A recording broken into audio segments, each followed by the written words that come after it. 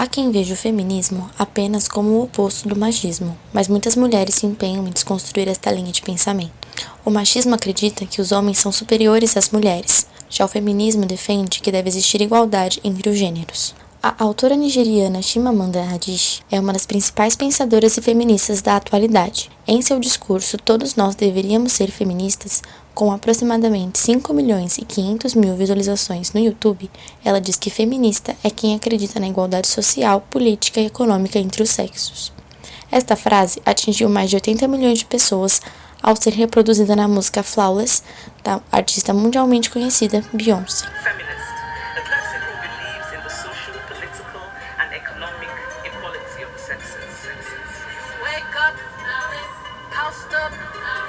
O modo como as mulheres levam suas vidas atualmente é consequência do processo de luta por direitos. Carol Vigliar, cientista social e participante do coletivo feminista Olga Binário, acredita que a luta das mulheres foi fundamental para a conquista do direito ao voto, para o acesso à pílula anticoncepcional e ao aborto em caso de estupro e risco de vida à mulher, sendo que a luta por direitos ainda é necessária. Pra gente do Olga, falta muito ainda. Falta muito porque as mulheres continuam sendo assassinadas, as mulheres continuam recebendo um salário inferior ao dos homens, as mulheres continuam sendo responsáveis pelo cuidado da casa, pela criação dos filhos.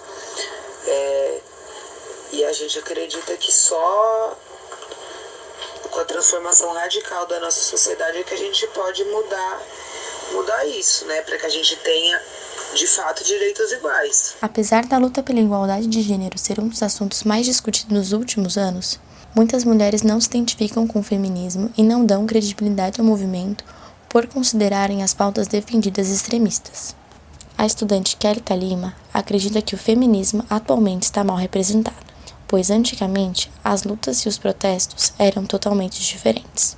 Para ela, o movimento é necessário, mas precisa haver bom senso. Tem certeza que para realizar um movimento contra algo, não é necessário sair pelado no meio da rua, e não é infringindo leis que se conquista um direito.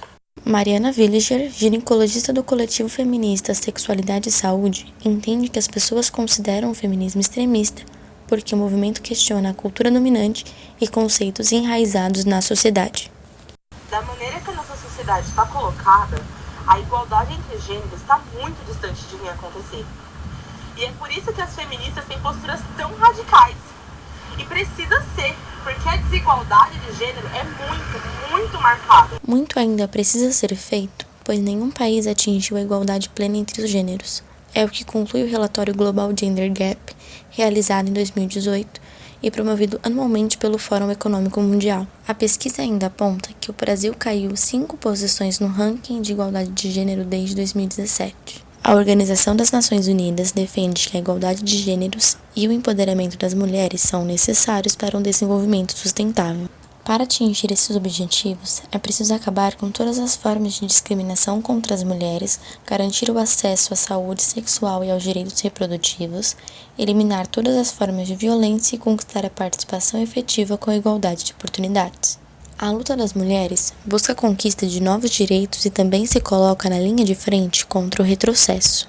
Graças àquelas que lutaram no passado, hoje é possível que meninas frequentem escolas, tenham uma profissão e maior autonomia sobre suas vidas. Na próxima reportagem da série Conquistas e Novos Desafios para a Igualdade de Gênero, a repórter Ana Júlia Carnaíba vai contar como é a realidade da mulher no mercado de trabalho. De São Paulo, Ellen Alves para a Rádio Fapcom.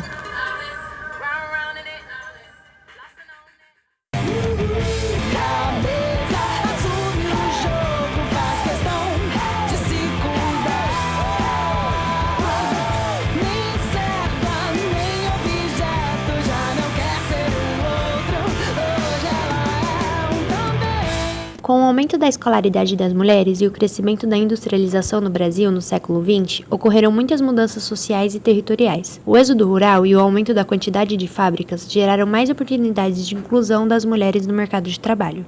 Um dos principais objetivos das lutas feministas é a possibilidade da mulher se desenvolver profissionalmente. Mas para conquistar uma posição no mercado, a mulher tem que ir contra o padrão de vida feminino imposto pela sociedade, colocando o casamento e a maternidade em segundo plano. Além de trabalhar fora, as mulheres têm outras responsabilidades, como o trabalho doméstico, que gera uma segunda jornada. De acordo com a pesquisa do IBGE, Estatísticas de Gênero, Indicadores Sociais das Mulheres no Brasil, as mulheres dedicam 18 horas semanais com afazeres domésticos. Isso representa uma carga 73% maior que a masculina. A diferença é ainda maior no Nordeste, chegando a 80%. Em entrevista ao canal Curso Enem Gratuito, a pesquisadora Juliana Dialano explica melhor sobre a separação de trabalhos domésticos entre os sexos. O que a gente percebe é que o trabalho doméstico, se considerarmos o cuidado com os filhos e também a cuidados para a manutenção do lar, historicamente ele é vinculado à mulher. Os padrões do que é esse trabalho variam ao longo do tempo, contudo, a proporção e a valorização entre o trabalho masculino e o trabalho feminino,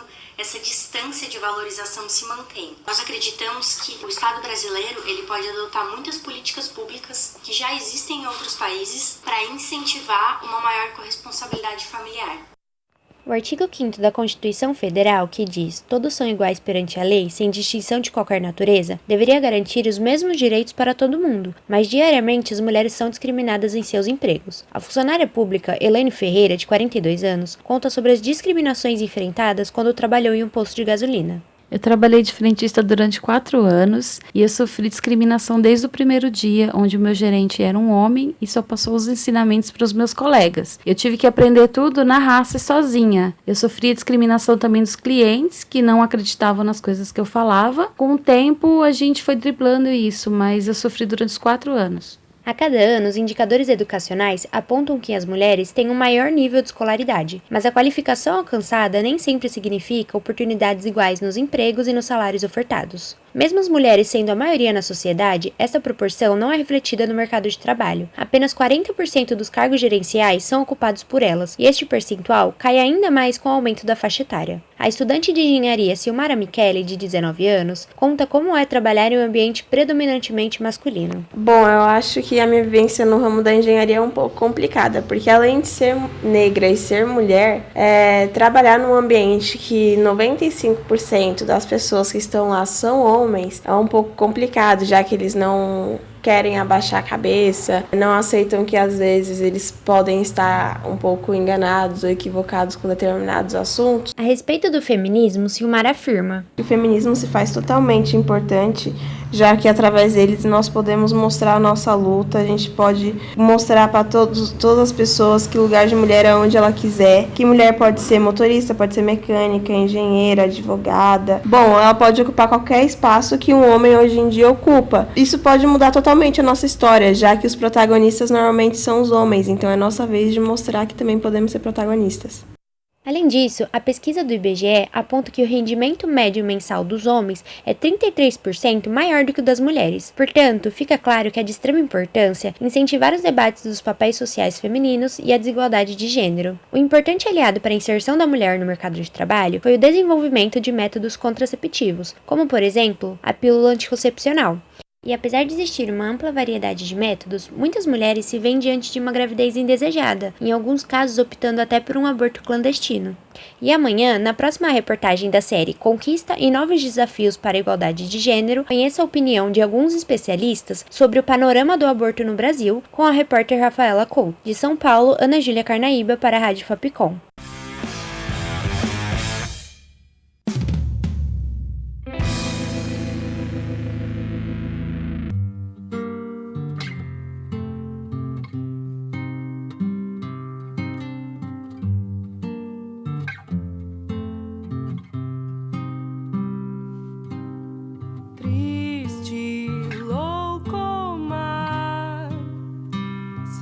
Qualificada ela quem recusar seguir receita tal, a receita cultural do marido da família, cuida da rotina.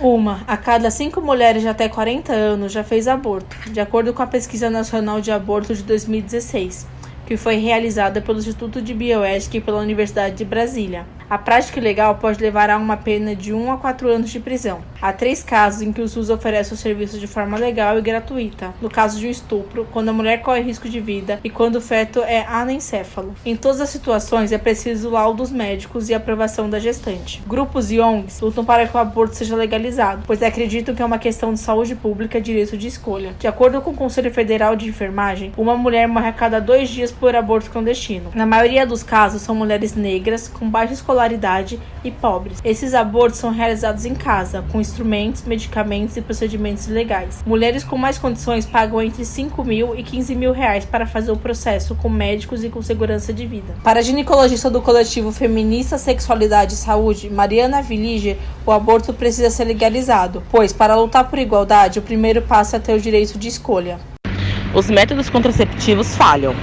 E é preciso que as mulheres tenham acesso ao próprio corpo. Como a mulher pode se igualar ao homem na sociedade se ela não pode decidir ou não levar uma gestação à frente, considerando que todos os métodos têm falhas? Países como Austrália, Canadá e Portugal, o aborto é legalizado e as mulheres contam com a ajuda de psicólogo. A taxa do aborto nesses países diminuiu. Em uma entrevista para o Brasil de Fato, Ana Maria Ramos de Amorim, pesquisadora feminista, explica que isso ocorre devido às mulheres passarem a ser acolhidas pelo sistema de saúde. Nesses países, as mulheres são orientadas ao uso de métodos contraceptivos, evitando assim o aborto de repetição. O fato de não desejar ser mãe fez com que a administradora Juliana Pereira, de 27 anos, abortasse. Eu tinha muitos sonhos pela frente. Não caberia a mim ser mãe naquele momento. Eu não tinha condições sociais no qual caberia um filho. Há muitas discussões sobre o tema. Em fevereiro foi desarquivada a PEC 29/2015, que propõe alterar o artigo 5º da Constituição para inviabilidade do direito à vida desde a concepção, mas se aprovada pode provocar retrocesso nos direitos reprodutivos. E de acordo com a advogada Renata Couto, de 25 anos, a mudança não faz sentido. Esta lei é contraditória, começando pela liberdade e igualdade. Como uma mulher pode ser igual a um homem